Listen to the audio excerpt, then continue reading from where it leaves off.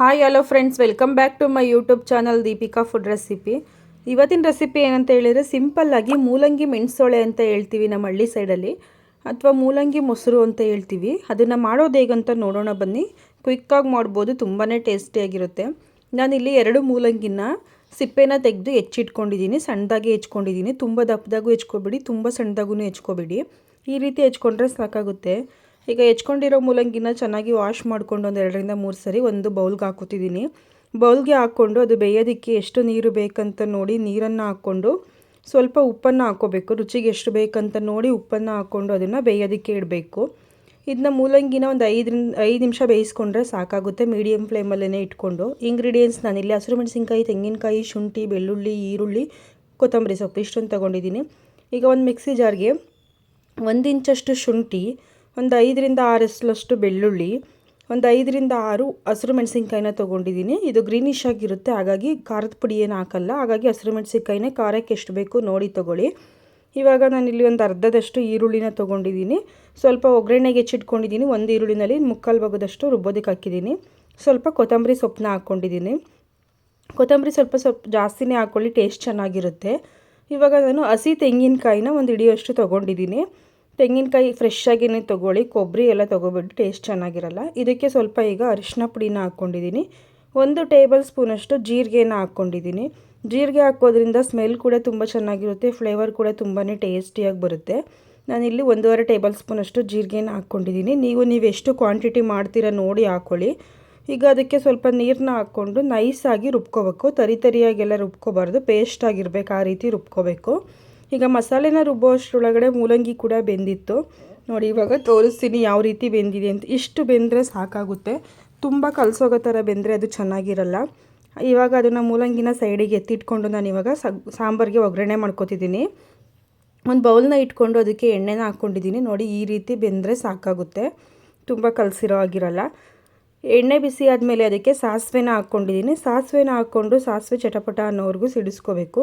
ಸಾಸಿವೆ ಸಿಡಿದಾದ್ಮೇಲೆ ಇದಕ್ಕೆ ಈರುಳ್ಳಿನ ಹಾಕ್ಕೊಂಡಿದ್ದೀನಿ. ಈರುಳ್ಳಿನ ಹಾಕ್ಕೊಂಡು ಚೆನ್ನಾಗಿ ಫ್ರೈ ಮಾಡ್ಕೋಬೇಕು, ಈರುಳ್ಳಿ ಕಲರ್ ಚೇಂಜ್ ಆಗೋವರೆಗೂ. ಈರುಳ್ಳಿ ಫ್ರೈ ಆದಮೇಲೆ ಇದಕ್ಕೆ ಈಗ ನಾನು ಕರಿಬೇವಿನ ಸೊಪ್ಪನ್ನ ಹಾಕ್ಕೊಂಡಿದ್ದೀನಿ. ಕರಿಬೇವಿನ ಸೊಪ್ಪನ್ನ ಹಾಕ್ಕೊಂಡು ಚೆನ್ನಾಗಿ ಫ್ರೈ ಮಾಡ್ಕೊಳ್ಳೋಣ. ಈರುಳ್ಳಿ ಕರಿಬೇವಿನ ಸೊಪ್ಪು ಚೆನ್ನಾಗಿ ಫ್ರೈ ಆದಮೇಲೆ ಟೇಸ್ಟ್ ಕೂಡ ತುಂಬ ಚೆನ್ನಾಗಿ ಬರುತ್ತೆ.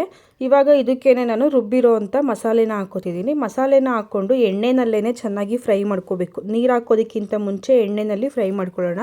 ಯಾಕಂತ ಹೇಳಿದರೆ ನಾವು ಹಸಿ ಮಸಾಲೆ ರುಬ್ಬಿರೋದಲ್ವ, ಈ ಸಾಂಬಾರನ್ನ ನಾವು ತುಂಬ ಹೊತ್ತೇನು ಬೇಯಿಸ್ಕೊಳ್ಳಲ್ಲ. ಹಾಗಾಗಿ ಮಸಾಲೆನ ಎಣ್ಣೆನಲ್ಲೇ ಫ್ರೈ ಮಾಡಿಕೊಂಡ್ರೆ ತುಂಬ ಚೆನ್ನಾಗಿ ಫ್ರೈ ಆಗುತ್ತೆ. ಎಣ್ಣೆಯಲ್ಲಿ ಫ್ರೈ ಆಗಿ ಎಣ್ಣೆ ಬಿಡ್ಕೊಳ್ಳೋ ಥರ ಆದಮೇಲೆ ಇದಕ್ಕೆ ಸ್ವಲ್ಪ ನೀರನ್ನ ಹಾಕ್ಕೋತೀನಿ.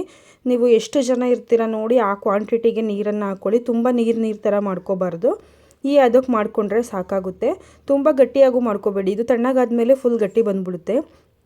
ಈಗ ಇದನ್ನ ಕುದಿಯೋದಕ್ಕೆ ಬಿಟ್ಕೊಂಡು ಮತ್ತೆ ಸ್ವಲ್ಪ ಉಪ್ಪನ್ನು ಹಾಕ್ಕೋತಿದ್ದೀನಿ. ರುಚಿಗೆ ಇನ್ನೂ ಸ್ವಲ್ಪ ಉಪ್ಪು ಬೇಕಲ್ವಾ, ಹಾಗಾಗಿ ಮೂಲಂಗಿ ಬೇಯಿಸಿದ ನೀರು ಕೂಡ ನಾನು ಇದಕ್ಕೆ ಹಾಕ್ಕೋತೀನಿ. ಹಾಗಾಗಿ ಉಪ್ಪನ್ನು ನೋಡಿ ಹಾಕ್ಕೊಳ್ಳಿ, ತುಂಬ ಜಾಸ್ತಿ ಹಾಕಿದ್ರೆ ಉಪ್ಪಾಗ್ಬಿಡುತ್ತೆ.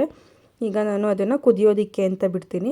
ಈ ರೀತಿ ಗೊಜ್ಜನ್ನ ನೀವು ಮಾಡಿಕೊಂಡು ಮೊಸರಲ್ಲಿ ಮಿಕ್ಸ್ ಮಾಡಿಕೊಂಡು ಮುದ್ದೆ ಜೊತೆ ತಿಂತಾಯಿದ್ರೆ ತುಂಬಾ ಟೇಸ್ಟಿಯಾಗಿರುತ್ತೆ. ಹಳ್ಳಿ ಸೈಡಂತೂ ತುಂಬಾ ಮಾಡ್ತಾನೆ ಇರ್ತೀವಿ, ಸಿಟಿಯವರೆಲ್ಲ ಅಷ್ಟು ಮಾಡಲ್ಲ ಅನ್ಕೋತೀನಿ. ನಾವು ಮಾತ್ರ ಮಾಡ್ತಾನೆ ಇರ್ತೀವಿ, ವಾರದಲ್ಲಿ 1 ದಿನನಾದರೂ ಮಾಡ್ಕೋತೀವಿ, ಚೆನ್ನಾಗಿರುತ್ತೆ ಅಂತ ಹೇಳಿ ನೋಡಿ. ಇವಾಗ ಅದು ಒಂದು ಕುದಿ ಬಂದು ಚೆನ್ನಾಗಿ ಹಸಿ ಸ್ಮೆಲ್ಲೆಲ್ಲ ಹೋಗಿದೆ ಅಂದಮೇಲೆ ಮೂಲಂಗಿ ಬೇಯಿಸಿರೋ ನೀರು ಮತ್ತು ಮೂಲಂಗಿ ಎರಡನ್ನೂ ಅದಕ್ಕೆ ಮಿಕ್ಸ್ ಮಾಡ್ಕೋತೀನಿ. ಮಿಕ್ಸ್ ಮಾಡಿಕೊಂಡು ಜಾಸ್ತಿ ಏನು ಬೇಯಿಸೋ ಅವಶ್ಯಕತೆ ಇಲ್ಲ, ಒಂದು 2 ಕುದಿ ಬಂದರೆ ಸಾಕಾಗುತ್ತೆ. ಯಾಕಂತ ಹೇಳಿದ್ರೆ ಮೂಲಂಗಿ ಕೂಡ ಬೆಂದಿರುತ್ತೆ, ಹಸಿ ಮಸಾಲೆ ಕೂಡ ಫ್ರೈ ಆಗಿರುತ್ತೆ ಅಲ್ವಾ, ಹಾಗಾಗಿ ಒಂದು 2 ಕುದಿ ಬಂದರೆ ಸಾಕು. ಇವಾಗ ನಾನು ಇಟ್ಕೊಂಡಿದ್ದೀನಿ, ಗ್ಯಾಸ್ ಆಫ್ ಮಾಡ್ಕೊಂಡಿದ್ದೀನಿ. ಈಗ ನಾನು ಒಂದು ಬೌಲಲ್ಲಿ ಮೊಸರು ತೊಗೊಂಡಿದ್ದೀನಿ.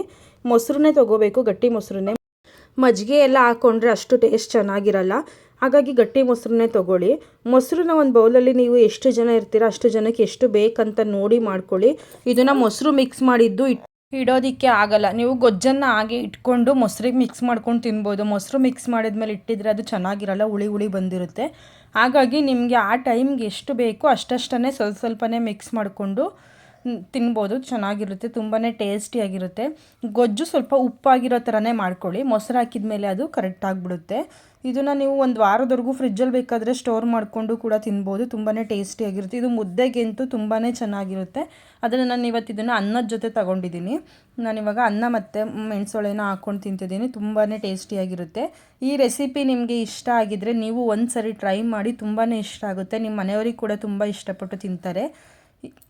ಟ್ರೈ ಮಾಡಿ, ರೆಸಿಪಿ ಹೇಗಿತ್ತಂತ ಕಮೆಂಟ್ ಮಾಡಿ. ಹಾಗೆ ನನ್ನ ಚಾನಲ್ನ ಸಬ್ಸ್ಕ್ರೈಬ್ ಮಾಡ್ಕೊಳ್ದೇ ಯಾರಾದರೂ ವೀಡಿಯೋನ ನೋಡ್ತಿದ್ರೆ ದಯವಿಟ್ಟು ಸಬ್ಸ್ಕ್ರೈಬ್ ಮಾಡ್ಕೊಂಡು ನೋಡಿ.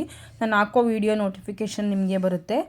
ಹಾಗೆ ಫ್ಯಾಮಿಲಿ ಫ್ರೆಂಡ್ಸ್ಗೂ ಕೂಡ ಶೇರ್ ಮಾಡಿ. Thanks for watching. ಸಿಗೋಣ ನೆಕ್ಸ್ಟ್ ವೀಡಿಯೋದಲ್ಲಿ.